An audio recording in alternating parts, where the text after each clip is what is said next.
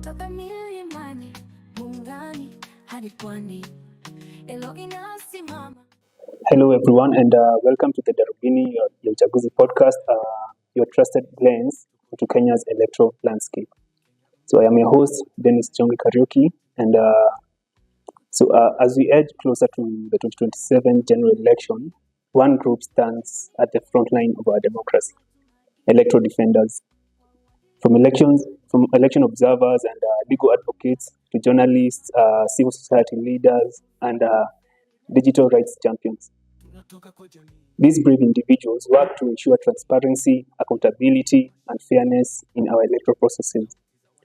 But their work often comes at a cost, facing legal threats, harassment, surveillance, and shrinking civic space. Today's episode shines a spotlight on these defenders, why they matter, what threats they face, and how we can better protect them. Joining us is a renowned legal expert on electoral law and reform and the first national coordinator of ELOG, Njoroge. Karibu sana. Thank you very much, Peter. My name is Njoroge. I'm an advocate of the High Court of Kenya. I'm also a human rights lawyer, and I've had the opportunity to work in the electoral space for a number of years. And I'm glad to be on your podcast. Okay. Karibu sana Masi. Thank you. So today's topic are electoral defenders. So maybe we can start off by you defining what you understand what encompasses electoral defenders. Okay. Well, I think electoral defenders are individuals and institutions or organizations that work to safeguard electoral integrity and thereby, by extension, support democracy and advance democracy. I think it's a very broad term. The term electoral defenders is a very broad term, so it encompasses groups such as election observers, journalists. It includes, digital rights activists, as you've articulated. It includes bloggers. So it's quite a broad terminology. And within, I think, if you think about the framework that supports the work of these different categories that we've highlighted, some are advanced than others, but we can talk about that in the course of our discussion. Okay. So next, I'd like us to dive into where specifically do electoral defenders draw their mandate and their rights? Okay. So if you think about mandate and rights, you must go back to various frameworks and instruments at the international level, at the regional level, and certainly at the domestic or national levels. So if we think about, at the international levels, then we're looking at instruments such as, the Universal Declaration of Human Rights. We're looking at the International Covenant on Civil and Political Rights. When we get to the various regional levels, then, in America, we're looking at the American Convention on Human Rights. We are looking at the European Convention. At the Arab level, Arab League countries, they also have the Arab human rights instruments. And certainly within the African region, then we have various instruments that also advance the rights of electoral defenders, including the African Charter on Human and People's Rights, and so on and so forth. I think we have also other specific instruments that may not necessarily be legally binding, but advance the work of some of these institutions, some of these players. So, for instance, if you look at the work of election observers, then we are looking at the Declaration of Global Principles for non-partisan election observers and organizations, which actually goes further to recognize observers as human rights defenders. Beyond these frameworks, at the international level, at the national level, at the regional level and also at the national level, we've seen various declarations, various pronouncements by practitioners within the space, recognizing the work of election defenders and actually calling them human rights defenders. So I think way back in 2022, we had the UN Special Rapporteur on the situation of human rights and freedom freedom of expression and assembly, actually issuing out a statement recognizing the work of election observers and the role that they play, and categorically defining them as human rights defenders, and by extension, then calling on key players such as states to ensure that they're protecting and safeguarding the rights of citizen election observers. And then we've seen at the regional levels, the American Commission as well, pronouncing itself on the same issues and recognizing the work of citizen election observers as human rights defenders. So it's a growing concept. There's some advancement in terms of, recognizing the rights, particularly of election observers as human rights defenders, but with the other, categories, journalists, digital rights activists. Certainly, when you look at various international instruments and regional instruments as well, these are citizens and individuals that are conducting work around democracy, and they certainly have rights within these instruments articulated. Mm.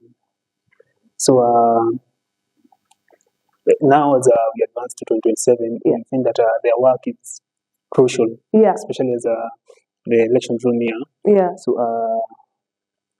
maybe they do go through some challenges as they conduct their mandate and their work. So maybe I'd like us to go through what are the administrative barriers and challenges that these electoral defenders face regionally and also globally. Okay. Before we speak about the threats and the barriers, I think, we ask us when we broadly talk about their rights, what are these rights, right? So, we can summarize them into like 4 or 5 broad category of rights.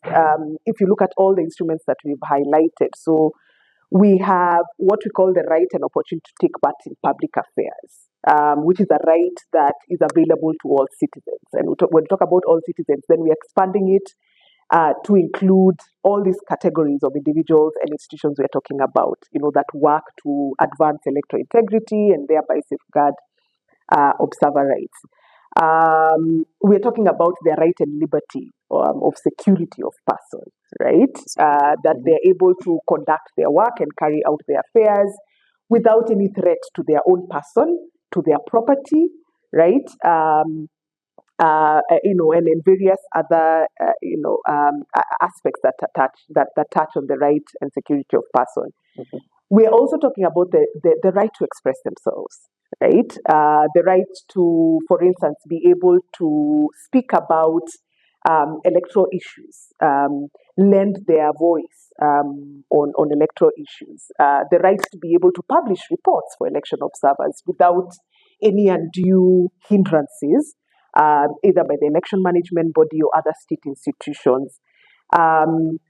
We are also talking about the right to associate, right, as a key fundamental right.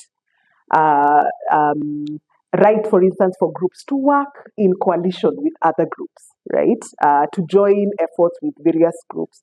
You find that these are rights that are challenged not just in Kenya, but also in other countries. And then finally, when you think about the question of fair hearing, and effective administration, administrative remedies as part and parcel of one of the key rights then that should be available to electoral defenders. Are they able to, in the event they find themselves, in at loggerheads with the law, do they does the legal framework, for instance, allow them the right to an impartial hearing, a fair hearing? Are they able to, bring their case and articulate themselves, and so on and so forth? So that's, if you like, the broad strokes in terms of the rights that we are looking at. So if we think about threats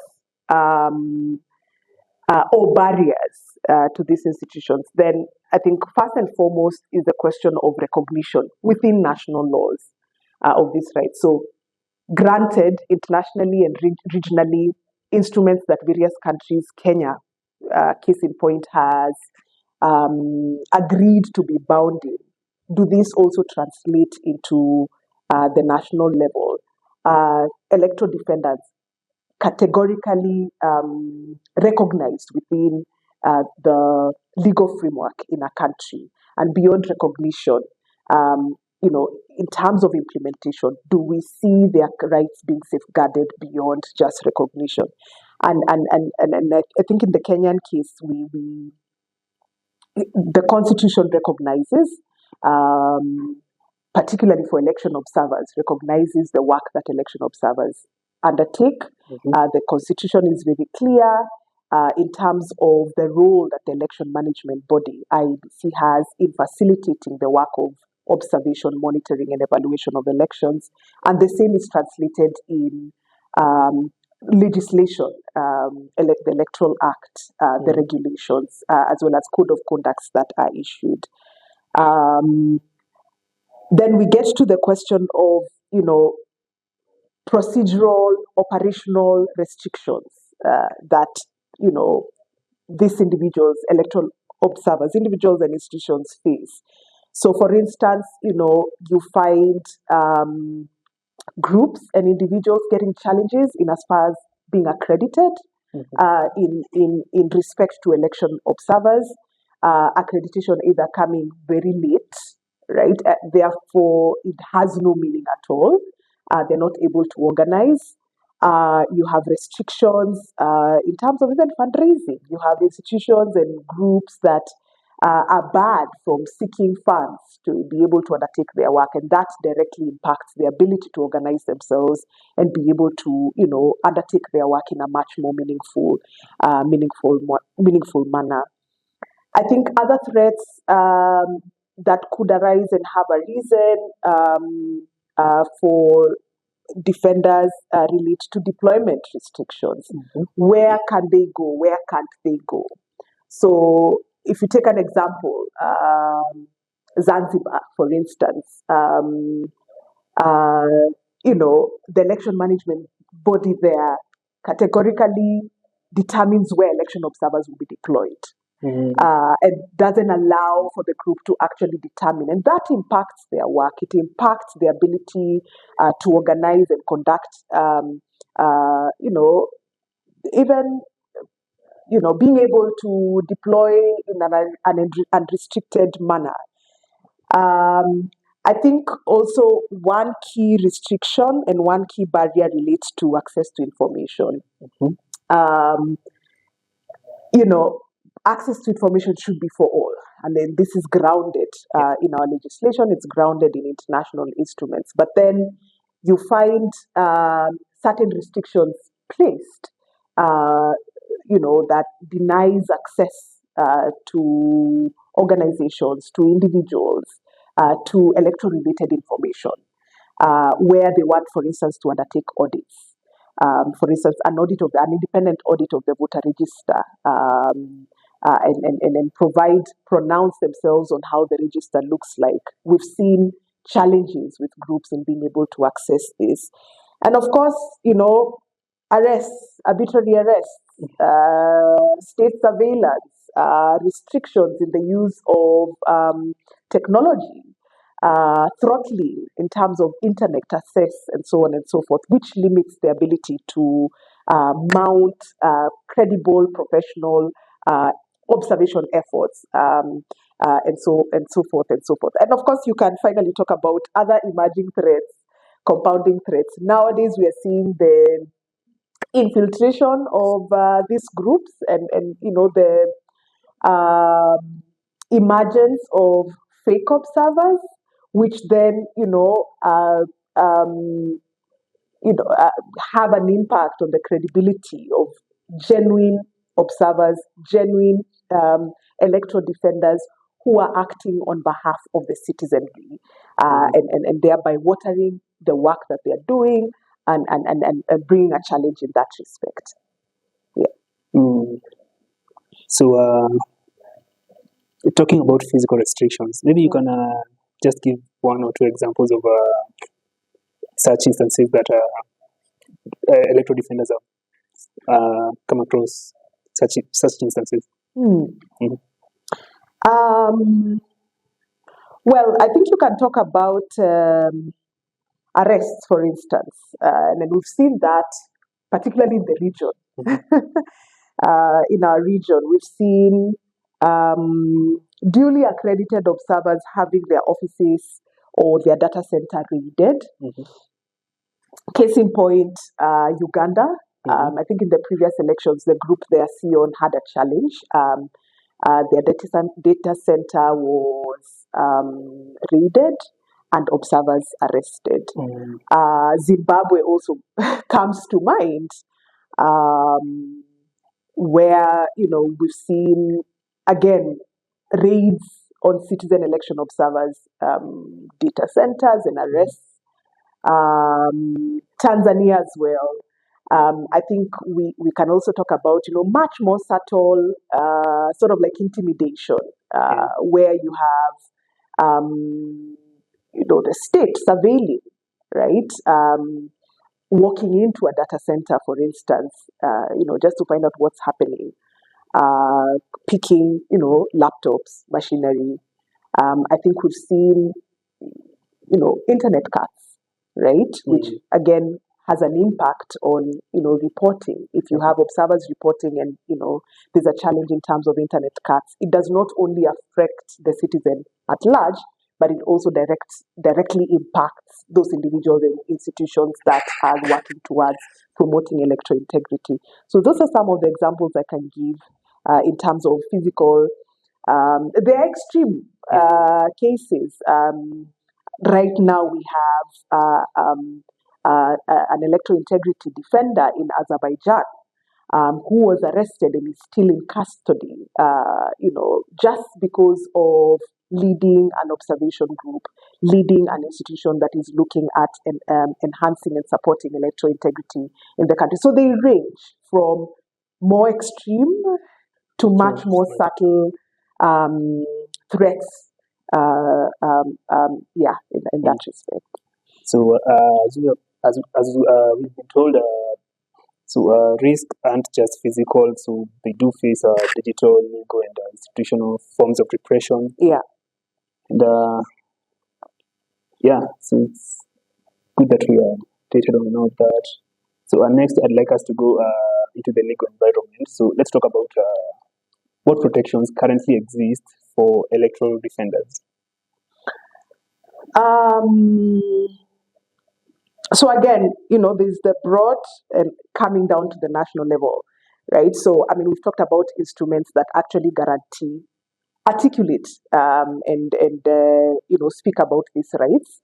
Within this mechanism, within these instruments, there are mechanisms that have been set aside to ensure that any violation, anyone, any institution can present, a case before these institutions, seeking redress for violations. So I think various institutions at the international level also have mechanisms. So the human rights commissions, the human rights councils, the African Commission on Human and People Rights, if you think about the African, at the African level. But then coming down to the national level, and we can speak about Kenya, I think we have one of the most robust constitutions within the region, which, articulates recognizes the rights of, or at least recognizes election observers. Yes. But also within the constitution, we have the Bill of Rights. So if you look at, all the way from Article 47 to 50, the various rights that are articulated for citizens. And within them, we are talking about, citizens that are undertaking these works. If it's journalists, we're not getting journalists from Uganda to practice in Kenya. If it's citizen election observers, we're talking about the citizens of Kenya. Yes. And so the Bill of Rights, which provides and grounds many of these rights, is available for citizens, right? And beyond citizens, and citizens that are working and advancing electoral integrity enjoy the protection of the Constitution by way of these rights. And of course, the courts, we have the courts available. We have, any of these individuals and institutions can move the court for the recognition and protection of their rights. So where there's been a violation, request and ask the court to find that there has been a violation, and by extension, then make redress mechanisms. And then, I think beyond the Constitution, we have various other instruments that support. So, the freedom of expression, access to information legislation, which then, guarantees and allows individuals, institutions to directly request from any public institution any information that is available, and with the hope that they'll be able to receive that, as part of ensuring that these processes are transparent, are inclusive, and are accountable.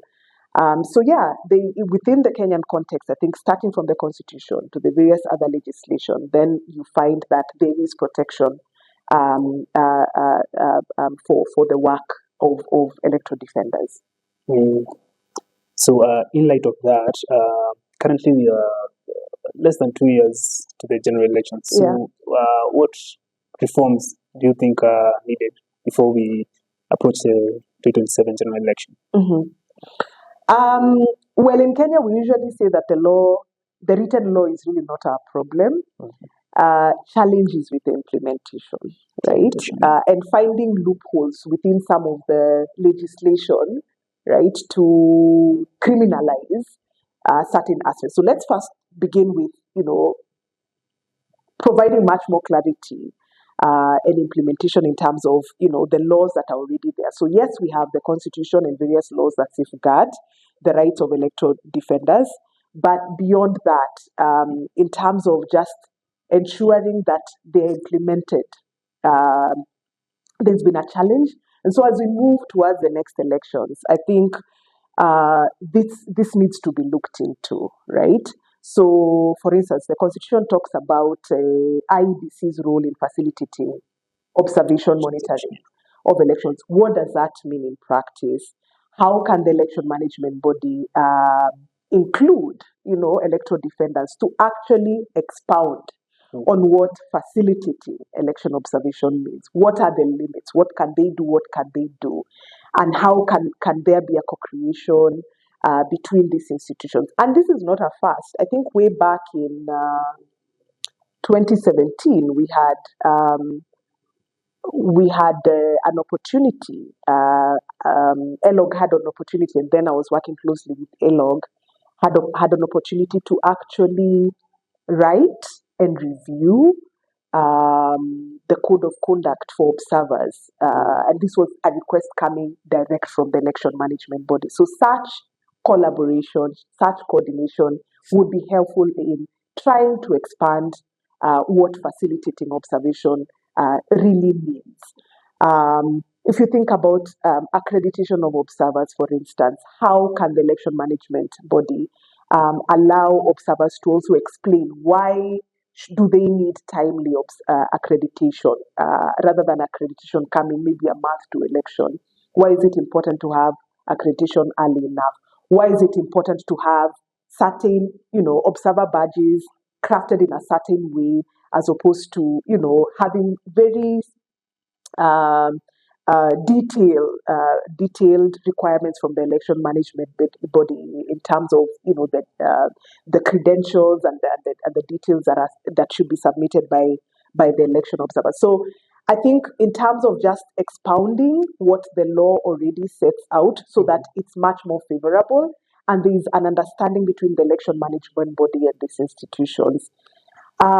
If you think about journalists and digital rights activists, I think that's where a lot of work needs to be done in terms of, we now have laws that tend to criminalize the work of digital rights activists. Laws that, terrorist law, for instance, that we have increasingly seen it being used to claw back on, the right to freedom of expression,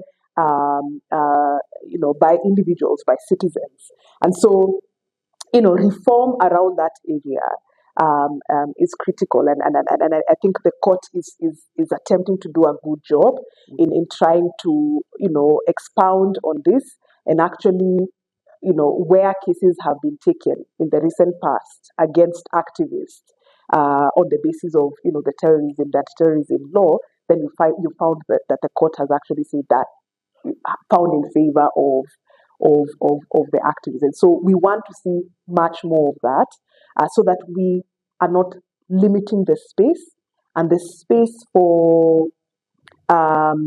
citizens to express themselves and to participate in public affairs is not closed, but rather opened up to allow, for engagement and for participation, which is crucial and important for democracy and democratic gains. So thank you, Mercy. That was an insightful conversation, and some of my key takeaways are that electoral defenders are essential pillars of Kenya's democratic infrastructure. And despite constitutional protections, they do face legal, digital, and physical threats. And the misuse of law, lack of institutional accountability, and the shrinking civic space threatens their safety and effectiveness. So urgent reforms are needed ahead of the 2027 elections, and to ensure that election defenders can operate freely and safely. So I've been your host, Denis Njonge, and a special thanks to Mercy for participating in the session, and join us in next episodes.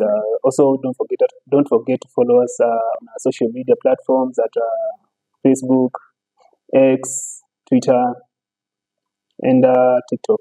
Yes. Thank you.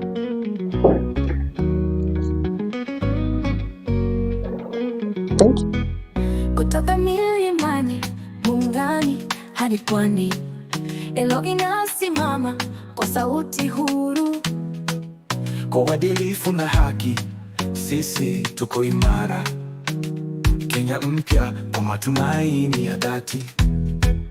Kutoka kaskazini, kusini, mashariki na magharibi, tunajivunia Kenya, nchi ya matumaini. Kwa uadilifu na amani, sisi tunaimba kwa kusema ELOG for credible, peaceful, free and fair elections. Tunatoka kwa jamii, vikundi